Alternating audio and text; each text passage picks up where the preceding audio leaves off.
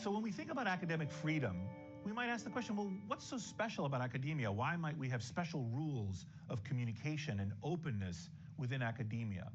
I think in approaching this, one might think about other parts of our economy or other activities that we engage in a society in which we outline special rules of communication. So think about, for example, healthcare. When you go to your doctor, you have a couple of expectations about how it is that you're going to communicate with your doctor. And special rules apply to those kinds of interactions. For example, rules of privacy. Doctors are supposed to keep things secret. When you tell your doctor something, those aren't supposed to be broadly advertised.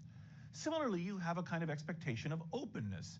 I mean, one of the principal ideas about how you communicate effectively in a healthcare system is that you're supposed to tell your doctor anything that's bothering you. How could a doctor diagnose and treat you properly if you lied to your physician? So you're supposed to reveal your secrets. You're supposed to have the expectation that that's the right thing to do. In fact, it's necessary for you to do that. And furthermore, that the doctor will guard those secrets properly.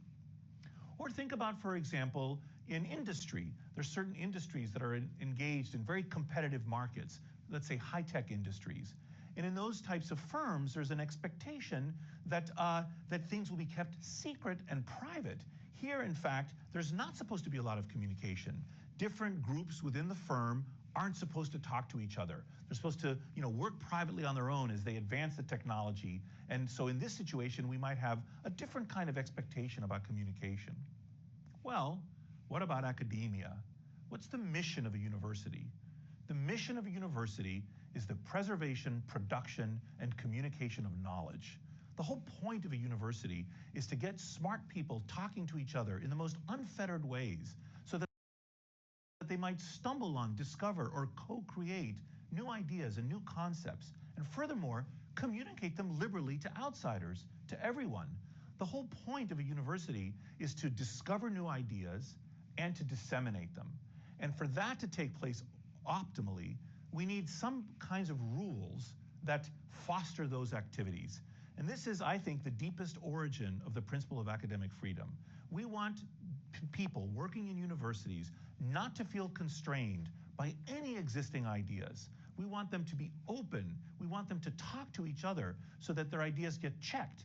If we're really going to discover the truth, we need me, when I say something stupid or foolish, to have someone else say, wait a minute, that's not right. Have you thought about this fact? Or have you thought about this flaw in your argument? And that person needs to be at liberty to say that to me without fear of losing their job, for example, or other kinds of severe sanctions.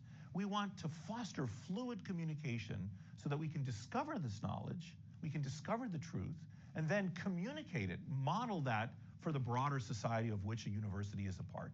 Any human activity, whether it's in the arts or in the sciences, is a kind of an activity in which egos get involved, right? I mean, and this is the same in universities. People can get very passionate about their ideas, and they can take them personally, even if they shouldn't. But this is inevitable, right? That the fact that a human being is trying to discover new ideas about the cosmos, or the fact that a person is arguing for a particular policy with respect to health insurance that they think is going to save lives, and maybe that will advantage certain industries and disadvantage other industries, and people disagree about that. Or the fact that one artist wants to create a kind of art that they think is very powerful, or visually beautiful, or provocative in some way that they think is essential, but other people are offended by that and don't agree with that perspective. That kind of tension in the sciences, in the social sciences, in the policy disciplines, in the arts, is crucial for any kind of investigation or attempt to arrive at the truth. And what this means is that sometimes people will be made uncomfortable. They won't like what the other person is saying. They'll strongly disagree with it. They'll think it's a dangerous idea. They'll be offended by it. But this is unavoidable in the pursuit of truth. I mean, you just think about what happened to Galileo. If we had honored that idea of silencing someone with whom we disagree, they would have put him to death, and we never would have found or have benefited from Galileo's discoveries. So this happens in the sciences. Same thing happened, by the way, with Darwin. When Darwin's ideas were initially advanced, many people immediately saw their wisdom and embraced them. Others were deeply offended by these ideas and thought that those ideas should not be circulated. Once again, that kind of censorship would have prevented us from seeing the truth about the world. And this continues to happen today. It happens in other places around the world where autocratic regimes try to silence their opponents. And it even happens in the United States, where people sometimes try to silence others in a university campus. And that type of activity plays no role, in my view, if we're really to honor what the purpose of a university is, which is, again, the preservation, production, and dissemination of knowledge. And actually, there's a corollary to this idea, a corollary to the idea that we have to foster unfettered speech in order to discover the truth at universities. And that corollary is actually that sometimes, really to arrive at the optimal understanding of how the world is, we need to have a diversity of opinions. That is to say, we actually want a kind of creative abrasion. We want ideas in conflict with each other, because it's only through this kind of conflict that we actually test the merit of the ideas that are in conflict.